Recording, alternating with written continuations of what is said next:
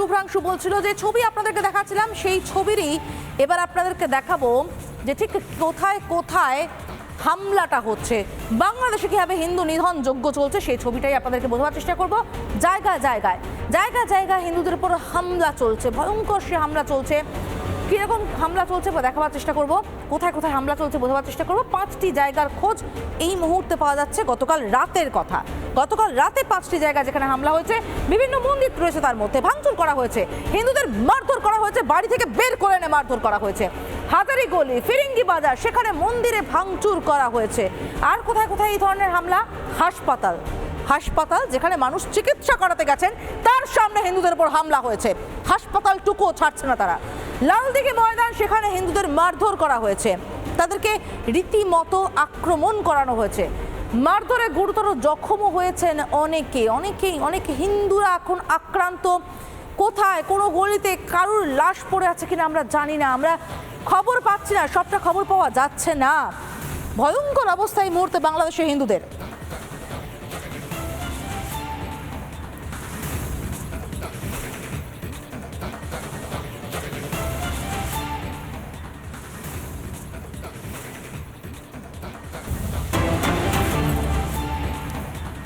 মৌলবাদীদের মিছিলের ছবি আপনাদেরকে আগেই দেখিয়েছে। মৌলবাদীরা কিভাবে ইসকনের বিরুদ্ধে কোমর বেঁধে নেমে পড়েছে। এবার ছাত্র সমাজকে উস্কে দেওয়ার কাজ চলছে।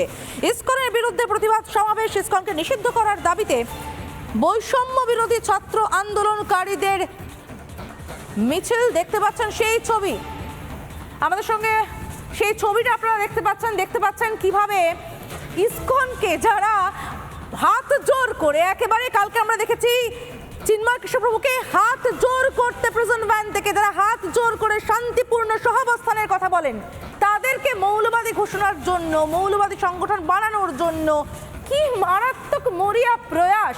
আমরা সিনেটর শুভ্রাংশু কাছে চলে যাব। শুভ্রাংশু, যে ছবি আমরা দেখাচ্ছিলাম এক্ষুনি, যে ছবি আমরা লাগাতার দেখতে পাচ্ছি, বাংলাদেশ সরকার অ্যাটর্নি জেনারেল আসাদুজ্জামান তিনি বলছেন ইসকনকে মৌলবাদী সংগঠন করা হোক, আইনজীবী দাবি করছেন হাইকোর্টে ইসকনকে মৌলবাদী সংগঠন ঘোষণা করা হোক। বাংলাদেশ সরকার, নোবেল শান্তি পুরস্কার প্রাপ্ত মোহাম্মদ ইউনুস, তার সঙ্গে জামাত জোটের যে সরকার, তাদের মুখ থেকে মুখোশটা সরে গেল। মুখোশ তো মানে যেটা সরে গেছে, মুখোশ বলে কিছু ছিল না, একটা নৃশংস অবস্থা চলছে। নাক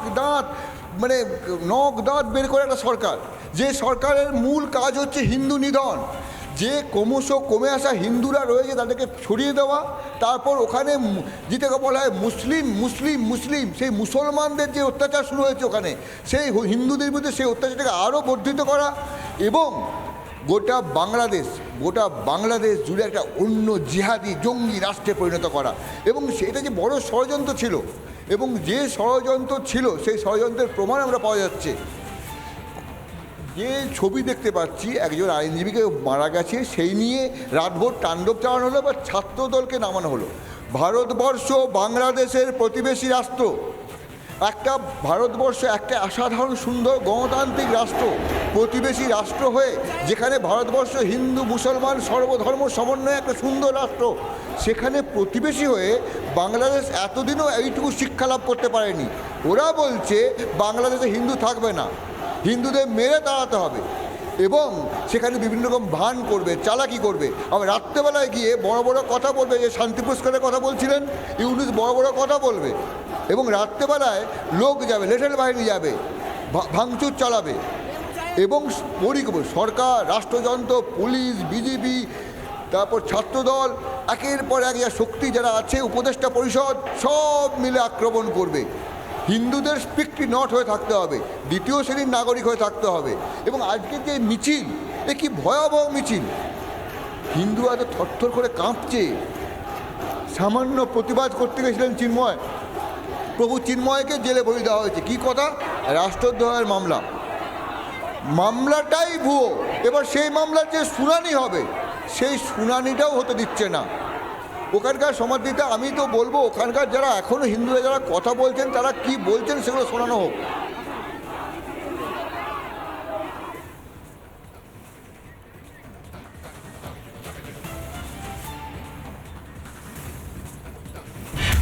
বাংলাদেশের সর্বোচ্চ পর্যায়ের যারা বিচারাধীন রয়েছেন, তারা সুবিবেচনা করে অনতিবিলম্বে তার মুক্তি দেওয়া হোক। আমি বিশ্ব হিন্দু ফেডারেশনের পক্ষ থেকে জোর দাবি জানাচ্ছি।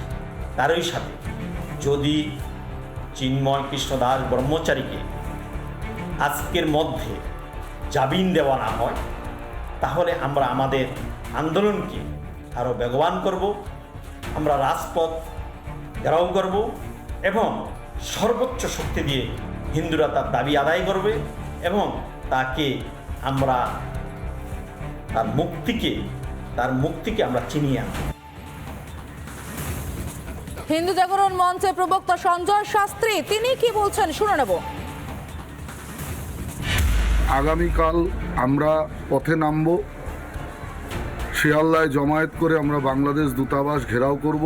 চিন্ময় কৃষ্ণ প্রভু যে আন্দোলন, চিন্ময় কৃষ্ণ প্রভু যে হিন্দুদের জন্য সোচ্চারে বলেছেন, এহেন বীর সন্ন্যাসী ঘরে ঘরে, বাংলার ঘরে ঘরে দরকার। বাংলাদেশের মানুষ তাদের যে আর্তনাদ, কোর্ট চত্বরে কালকে যেভাবে নির্বিচারে লাঠিচার্জ করা হলো, এগুলো নারকীয় পৈশাচিক একটা ঘটনা। এবং মাননীয় ভারত সরকারের কাছে আমি অ্যাপিল করব যে ভারত সরকারের যে বিদেশ দপ্তর আছে তারা আন্তর্জাতিক স্তরে চাপ সৃষ্টি করুন, যাতে এই দুরাচারী সরকারের অবিলম্বে অধঃপতন হয়। লেখক মানস ভট্টাচার্য, তার সঙ্গেও কথা বলেছিলাম আমরা, তিনি কি বলছেন শুনে নেব। বাংলাদেশের মানুষের বোঝা উচিত যে এই পুরনো কায়দাতেই কিন্তু পুরো আন্দোলনটা চলছে। ছাত্র আন্দোলনের নামে কিন্তু মৌলবাদীদের হাতে রাশ চলে যাচ্ছে। কালকে সনাতনীরা এটা বুঝতেও পারেনি যে তাদের মধ্যে এই মৌলবাদীরা ঢুকে গেছে, যার নেতৃত্ব দিয়েছে চট্টগ্রামের ছাত্র সমন্বয়ক। পুলিশ কিছুতেই তাদের নাম জানাতে চায়নি, তার কারণ হচ্ছে পুলিশও জানে যে এদের নাম জ্বালালে পুরো সরকারের ভিতটাই কেঁপে যাবে। কারণ সরকারই এই কাজটা করিয়েছে পরোক্ষভাবে বা প্রত্যক্ষভাবে। বাংলাদেশের মানুষের সাবধান হওয়ার সময় এসছে যে আস্তে আস্তে সমস্ত কিন্তু মৌলবাদীদের হাতে চলে যাচ্ছে। আন্তর্জাতিক সম্পর্ক বিশেষজ্ঞ ইমন কল্যাণ লাহিড়ী তিনি কি বলছেন শুনে নেব। বাংলাদেশে ইসকনের ওপর যে আক্রমণ, সেটাকে আমি তীব্র নিন্দে জানাই। ভারত সরকার ইতিমধ্যেই সংখ্যালঘু মানুষদের নিরাপত্তার দাবি জানিয়েছে বাংলাদেশের কাছে, এবং বাংলাদেশে যে আইন শৃঙ্খলার অবনতি ক্রমাগত ঘটে চলেছে সেটা কিন্তু স্পষ্টতই উঠে আসছে। বাংলাদেশ যদি রাষ্ট্রপুঞ্জে বিশ্বাস করে, বাংলাদেশ যদি যৌথ নিরাপত্তায় বিশ্বাস করে, বাংলাদেশ যদি ভারতবর্ষের অবদানকে বিশ্বাস করে, তাহলে বাংলাদেশের উচিত যে এভাবে সরকার না চালিয়ে নির্বাচনের মাধ্যমে একটি গণতান্ত্রিক সরকার বাংলাদেশে প্রতিষ্ঠিত হোক। আর সংখ্যালঘুদের ওপর যদি ক্রমাগত অত্যাচার হতে থাকে, প্রাথমিক যে চিঠি ভারত সরকারের পক্ষ থেকে দেওয়া হয়েছে, এর পরের স্টেপ হচ্ছে ব্যবস্থা না হলে আন্তর্জাতিক যে আইন ব্যবস্থা, সেখানে মুখোমুখি হতে হবে বাংলাদেশকে। আন্তর্জাতিক সম্পর্ক বিশেষজ্ঞ রাজাগোপাল ধর চক্রবর্তী তিনি কি বলছেন শুনবো। ভারত সরকারকে ভাবতে হবে কিভাবে বাংলাদেশ সরকারের উপরে চাপ দেওয়া যায়, বাংলাদেশের মানুষের উপর নয়, বাংলাদেশে যে সরকার আছে তার উপর, এখনকার যে সরকার আছে তার উপর কি করে চাপ দেওয়া যায়। নিজে না করতে পারলে অন্য দেশগুলোর মাধ্যমে কি করে চাপ দেওয়া যায়। ইন্টারন্যাশনাল প্ল্যাটফর্ম, ইউনাইটেড নেশন সঙ্গে অন্য যে সমস্ত প্ল্যাটফর্মগুলো আছে, সেখানে বাংলাদেশের এই ধরনের সংখ্যালঘু উপর তাদের যে নিধনযজ্ঞ চলছে তার বিরুদ্ধে কি করে সোচ্চার হওয়া যায়, সেগুলো ভারত সরকারকে ভাবতে হবে। এবং একই সঙ্গে আমাদের ভাবতে হবে যে বর্ডার, যেটা দীর্ঘ বর্ডার আছে, সেটা একেবারে কমপ্লিটলি সিল করে দেওয়া, কোনো মানুষ যেন সেখান থেকে না আসতে পারেন, এবং ভিসাও নিয়ন্ত্রণ করা, কোনোভাবে এক্সট্রিম এমার্জেন্সি ছাড়া যাতে ভিসা না দেওয়া হয়। এই ধরনের নানান ব্যবস্থা কিন্তু চালু করতেই হবে যতক্ষণ না সেখানে গণতান্ত্রিক সরকার আসছে, ডেমোক্রেটিকলি ইলেক্টেড গভর্নমেন্ট সেখানে আসছে, ততদিন পর্যন্ত বাংলাদেশের সঙ্গে যাবতীয় আমাদের কূটনীতির চাপ সেটা আমাদের রাখতেই হবে। অভিনেতা অরিত্র দত্ত বণিক তিনি কি বলছেন শুনে নেব। বাংলাদেশে এখন যে ঘটনাটা ঘটছে সেটা সরাসরি একেবারে জেনোসাইডের আকার নিয়েছে। আমি গতকালের ওদের প্রেস স্টেটমেন্টটা খানিকটা অ্যানালাইজ করবার চেষ্টা করছিলাম। যে ওরা পুরো বিষয়টাকে ভারতের ঘাড়ে চাপিয়ে দিচ্ছে, যে ভারত কেন এত কথা বলছে, এখানে কিছুই হচ্ছে না, আমাদের ইসকনের প্রভুপাদকে নাকি নির্দিষ্ট চার্জের এগেনস্টে ধরা হয়েছে, রকমারি তারা আইনি জাস্টিফিকেশন দেওয়ার চেষ্টা করছে। আইন, সংবিধান, বিচার ব্যবস্থা তখনই গ্রহণযোগ্য হবে যখন সেখানে সমস্ত মানুষের কথা বলা হবে। আমরা দিনের পর দিন ধরে দেখছি সেখানে রাতের বেলা মন্দিরগুলি কিভাবে ভাঙচুর হচ্ছে, হিন্দুদেরকে কেটে বিভিন্ন খণ্ডে বিভক্ত করে বডিকে বিভিন্ন জায়গায় ঝুলিয়ে দেওয়া হচ্ছে। এই ঘটনাগুলো যখন দিনের পর দিন ধরে হচ্ছে তখন কিন্তু আমরা সেখানে কোনো আইন, বিচার ব্যবস্থার ভূমিকা দেখতে পাচ্ছি না। তার মানে আমাদের ধরে নিতে হবে এটা একটা ইন্টেনশনাল রায়ট তৈরি করবার চেষ্টা, একটা নির্দিষ্ট ধরনের মানুষকে সেকেন্ড ক্লাস সিটিজেন দেওয়ার যে অদম্য প্রচেষ্টায় চলেছে। অতএব তারা তাদের সংবিধানে দেওয়া ফ্র্যাঞ্চাইজিকে মানছে না।